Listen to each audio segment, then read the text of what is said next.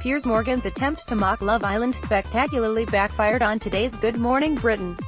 The outspoken presenter continued his tirade against the popular ITV2 dating show again this morning.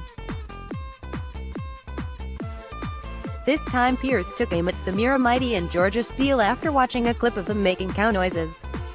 The pair caught on all fours and tried to do their best barnyard impression while the other girls watched in fits of giggles.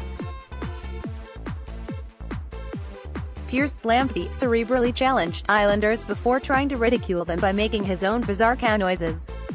Piers Morgan started making some awkward cow noises, image, ITV. He's not a fan of Love Island, image, ITV, but the move backfired as his fellow presenters went silent and he was awkwardly left doing it alone. He also tried to mock Ellie Jones for not knowing hot dogs contained pork and for asking what meat a cow was.